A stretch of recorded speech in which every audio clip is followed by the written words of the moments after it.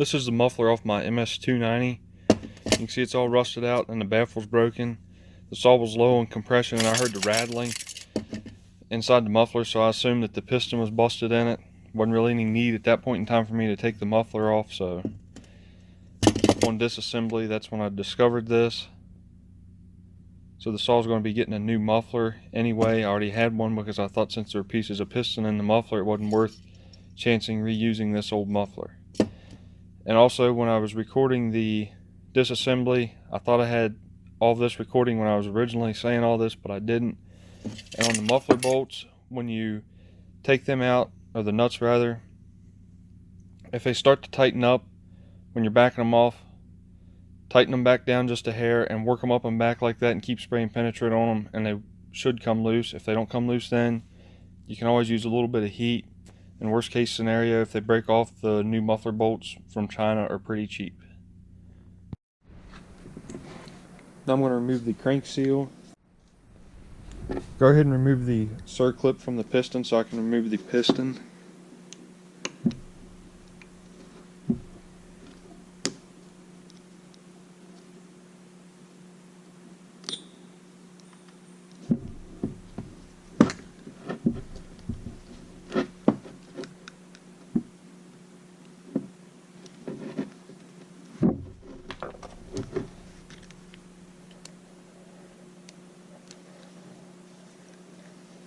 Push the wrist pin through.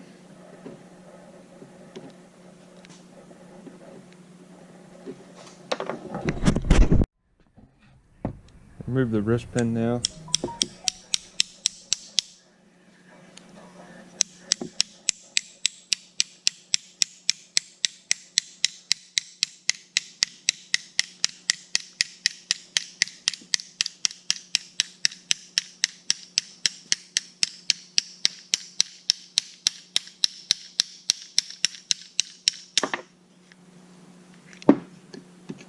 Piston's now off.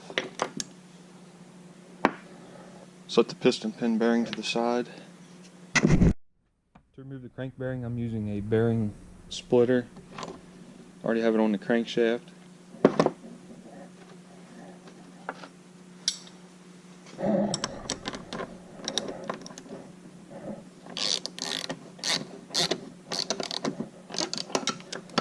I feel this is the safest method to use. If you don't have one, you can probably buy one online, relatively inexpensive. Sometimes these bearings will just slide right off the crankshaft.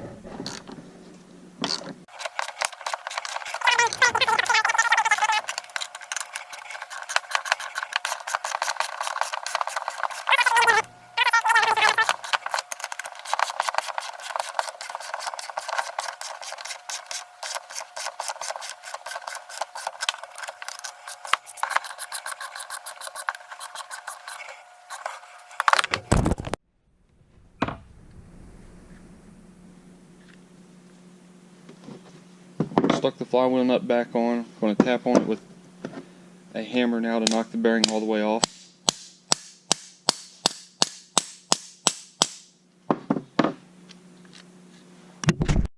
Went to remove the bearing from the clutch side.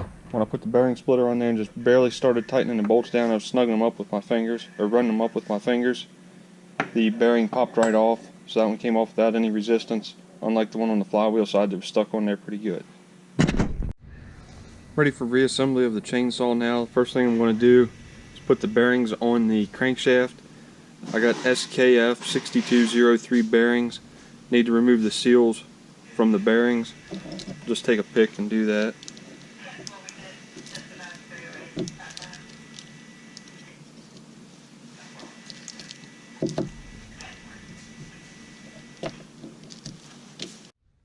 After the seal's removed, need to clean all this grease out of the bearing. I'll just use some brake cleaner to blow that out. I have my crankshaft in the freezer. I'm going to heat the bearing with a heat gun. I think steel says to heat it to like 130, 150 degrees.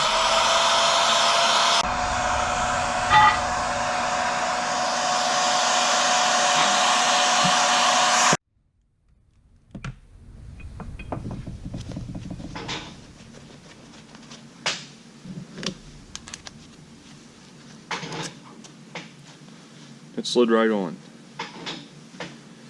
If you don't have a heat gun, you may get by with a hairdryer. You can put them in a toaster oven or a regular oven. Now that the crank bearings are on, I'm ready to install the crank seals. These are highway seals that I got from HL Supply. There's the part number. I'm going to wipe a little bit of petroleum jelly on the seal to help lubricate it.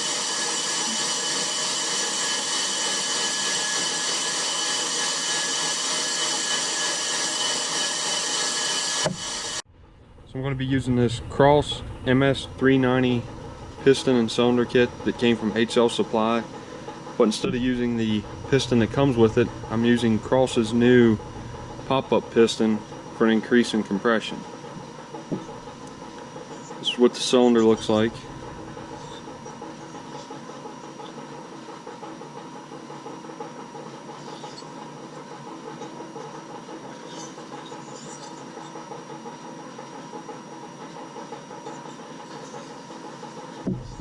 And there's what the pistons look like side by side.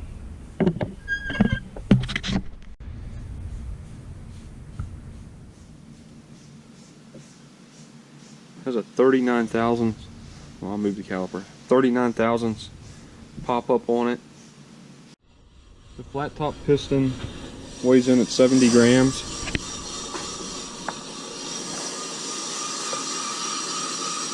The pop up is 60 grams.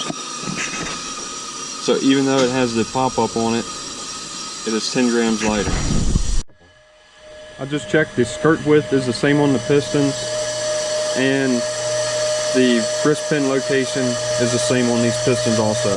I did measure that with the caliper.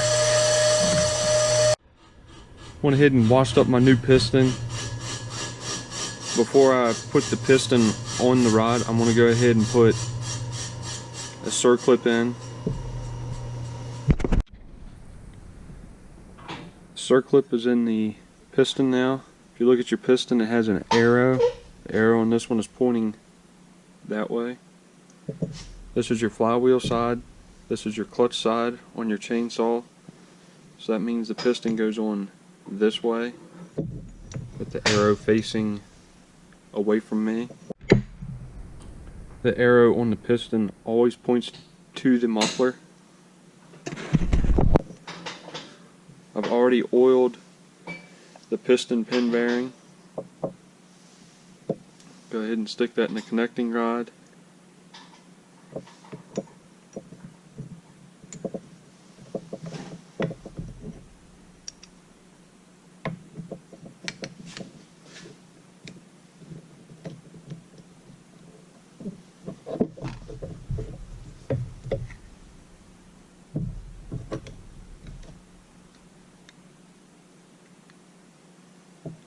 Alright, now I'm ready to put the other circlip on the piston.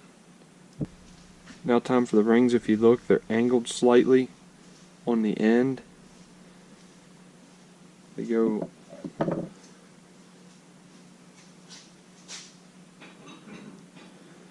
it comes together. You can see it's shaped like a V.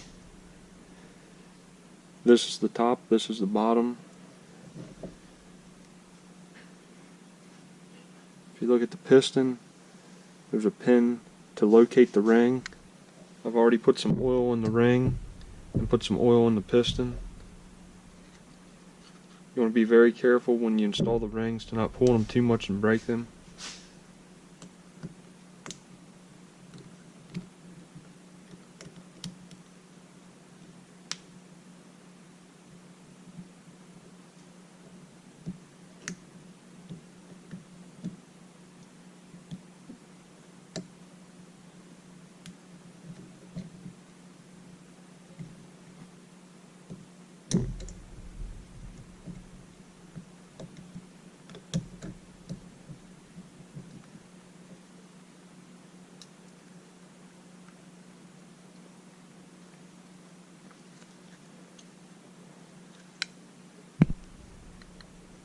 You can see now how the ring fits on the piston.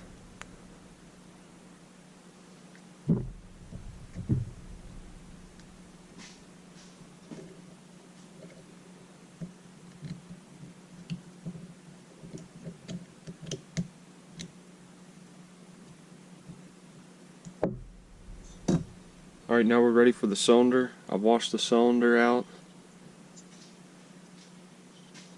This cross cylinder looks really nice. Quality of it's really good. Then I've also washed the crank pan out. The only thing left to do before I'm ready to put it together is just clean up the bolts that hold everything together. You need to be careful. There are inserts that go down into the crankcase. You need to be sure that all 4 of them are in there. They keep the case from crushing when you tighten down the cylinder bolts.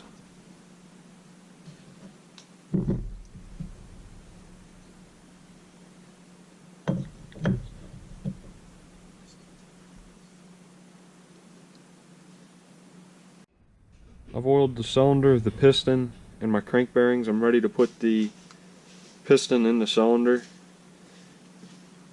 By the way this cylinder is made, since it's a clamshell cylinder, you can see that a regular ring compressor is not going to be any help. Be sure that the arrow points towards the exhaust port. Very carefully using a long screwdriver to help compress the ring.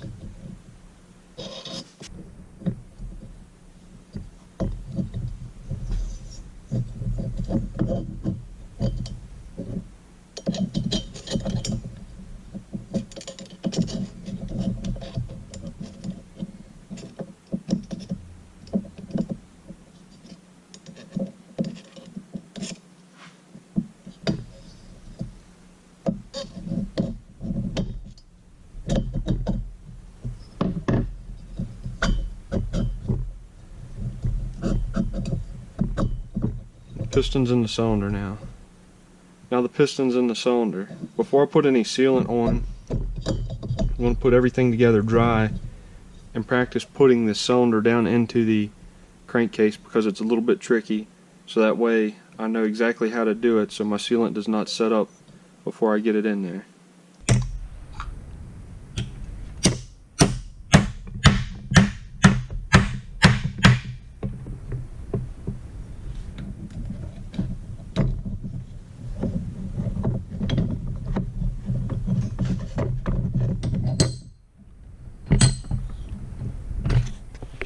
What seems like is going to work for me is leaving the crankshaft hang down a little bit.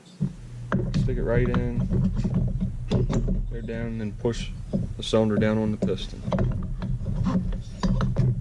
So I'll take everything apart, wipe it down with brake clean in case I got any oil on it.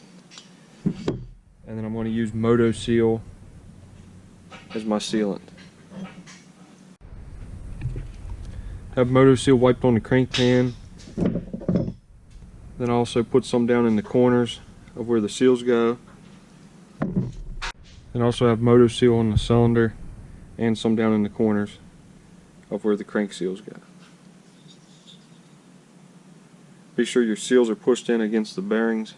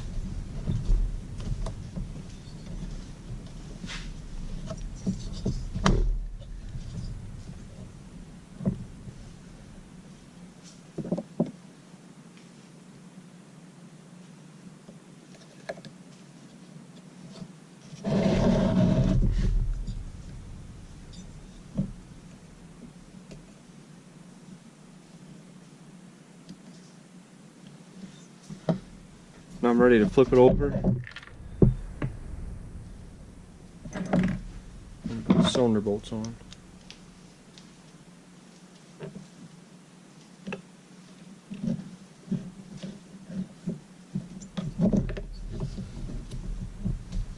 Have all the bolts started, now I run them up.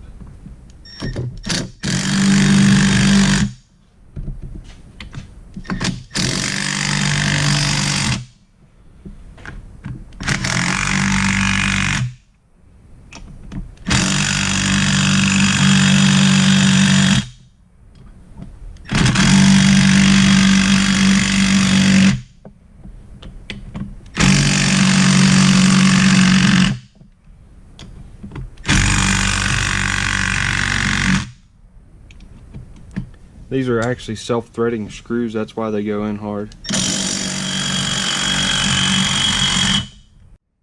Grab the T-handle to finish running them down.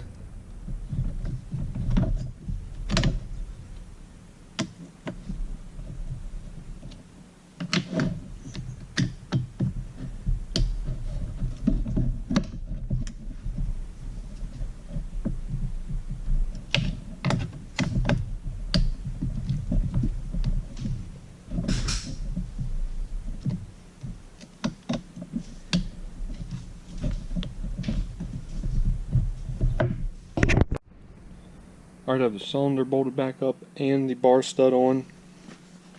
Ran into a slight problem and had to change crankcases because somehow, I don't know how I missed it, but this one's busted here. I guess somebody either dropped it or threw the chain. Probably through the chain, I guess. This is a MS290 or newer saw with the flippy caps. This one was a 029. So, figured there wasn't much need in using something like that when I had a better crankcase anyway. Plus, I was kind of kicking around the idea of using the newer crankcase with the flippy caps anyways, because I like the flippy caps since they're toolless caps. Tried cleaning it up real quick, but I didn't do a real good job because it's pretty late right now and the wind's blowing like crazy. But it's a saw, it'll get dirty real quick anyway. So the engine's all reassembled now. One thing I do need to get is a plug for the compression release hole.